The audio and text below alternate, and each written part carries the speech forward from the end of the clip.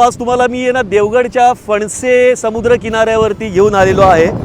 हा बघा समुद्र, अथांग पसरलेला समुद्र, नजर जाईल तितपत समुद्रच समुद्र दिसतोय आपल्याला। आणि इथेच आहे ना आमचं घर आहे, 5 ते 10 मिनिटावरती घर आहे। अगदी देवगडमध्ये सिंधुदुर्ग जिल्ह्यामध्ये समुद्राच्या किनारी घर, इथे समुद्र पण आहे, बाजूला खाडी पण आहे। मच्छी इथे विचारूच नका। सकाळी इथे ना भरपूर सारे मच्छीमार आलेले आणि प्रत्येकाला काय ना काहीतरी मिळालं। आम्हाला थोडा उशीर झाला येण्यासाठी, आम्हाला सुद्धा एक मोठा मासा मिळालेला आहे, तो आता आम्ही इथे फ्राय करणार आहोत। पावसाचे दिवस आहेत आणि देवगड आणि रत्नागिरी जिल्ह्याला आहे ना ऑरेंज अलर्ट दिले।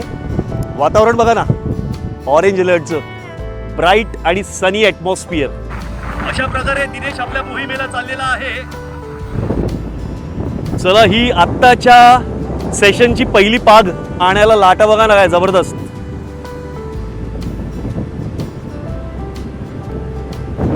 काय मिळालं नाही, काय नाही, पण मिळेल। ऑलरेडी एक मोठा मासा मिळालेला आहे। काल रात्री जसं आम्ही टीम वर्क मध्ये आहे ना चिकन बनवलं, तसं मोटिवेशन साठी बघा विजय आलाय, प्रथमेश आलाय। जागा पण आपल्याला एकदम मस्त मिळालेली आहे बघा। इथे अजिबात ऊन नाही, पाऊस जरी आला तरी प्रोटेक्शन आहे। इथे चूल करायची, इथेच मासा आपला फ्राय करायचा आहे आणि मासा आहे ना ह्याच्या खालती आहे। एवढा मोठा मासा आहे बघा, सकाळच पकडलाय।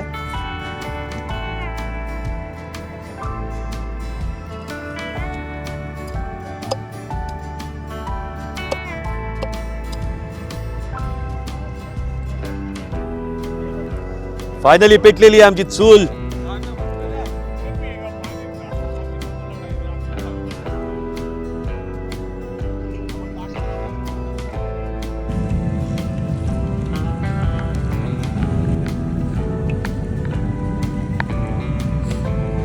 ये किधर से मिला?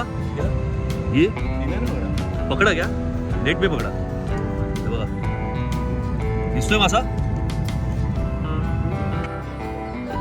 हा आहे दुसरा मासा। कुठला मासा आहे हा? पापलेट नाही रे, पापलेट नसणार, नाही रे। क्या बोल रहे हो मित्रांनो, कमेंट मध्ये नक्की सांगा या माशाला काय म्हणतात ते। स्टार्टरसाठी आहे ना इथे कोंबडा शिजतोय, कालचा उरलेला कोंबडा आणि कालचं असलेलं चिकन किंवा मटन जे असतं ना ते अजून टेस्टी लागतं, कारण का ते मसाले मुरतात ना आतमध्ये। हा बघा कोंबडा आमचा शिजतोय, शिजलेचा आहे ऑलरेडी, पण गरम करतोय आम्ही। उलटू माहोल क्रिएट झालं इथे बघा ना, सगळे एकदम या काय ना काहीतरी करतातच आहेत। हे बघा मॅरिनेटेड मच्छी आहे आपली।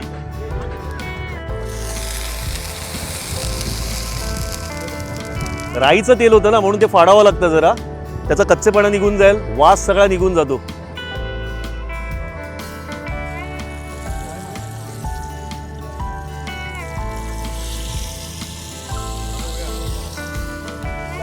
हा पहिला फर्स्ट एव्हर एक्सपिरियन्स आहे आपला की आपण असं समुद्राच्या किनारी ताजे पकडलेले मासे इथे आणून डायरेक्ट चुलीवरती फ्राय करतोय।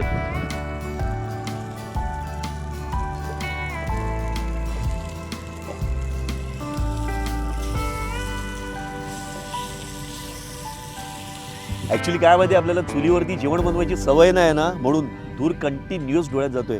तर आता एक बॅच आमची झालेली आहे, आवडली सगळ्यांना, चांगला झालाय, टेस्टी फिश झालाय। आता सेकंड बॅच टाकतोय मी। देखते फटाफट काहीतरी आलंय इथे।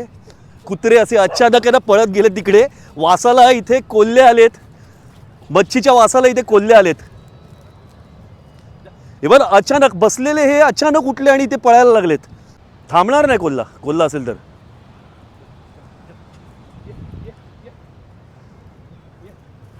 काहीतरी होतं इथे। अरे अचानक असे ना ते बसलेले उठले आणि भुंकायला लागले आणि पळत पळत इथे आले। कुत्र्यांना घेऊन आलेल्याचा ॲडव्हान्टेज बघा, आम्ही इथे मस्तपैकी मच्छी तळतोय, ते बघा ना, धूर बघा ना, मस्तपैकी एकदम चूल बिल पेटवली आमची। आणि कुत्रे ना रेस्ट करत होते, अचानक उठले आणि भुंकत इथे आले। दिनेश बोलला आम्हाला इथे कोल्हा असणार 100%।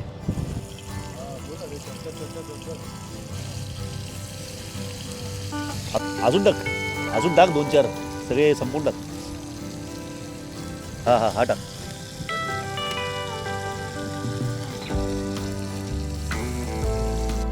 ही सेकंड बॅच आहे आपली। आणि मस्त होतात मासे, कलर वर काय चेंज होतो।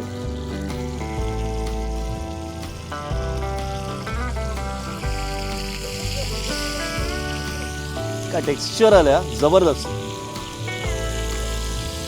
माशांमध्ये अंडी सुद्धा होती, म्हणजे गाबोळी. ही बघा गाबोळी, ही आपण फ्राय करतो. ही जास्त फ्राय करायची नाही, थोडं टेंडरच ठेवायचं तिला.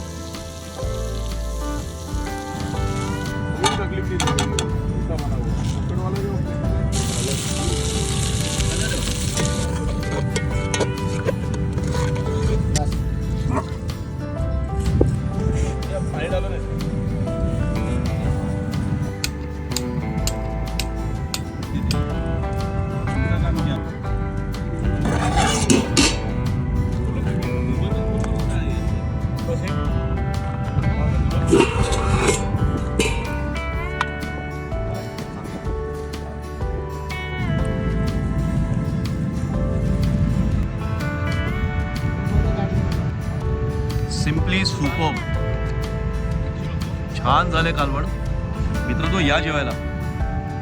समुद्रावरती मच्छी पकडून आणि ती तिथल्या तिथे शिजवून, ती फ्राय करून, तिचा रस्सा बनवून भाताबरोबर खाण्याचा हा पहिल्यांदाच हा माझा फॅन्टॅस्टिक अनुभव होता.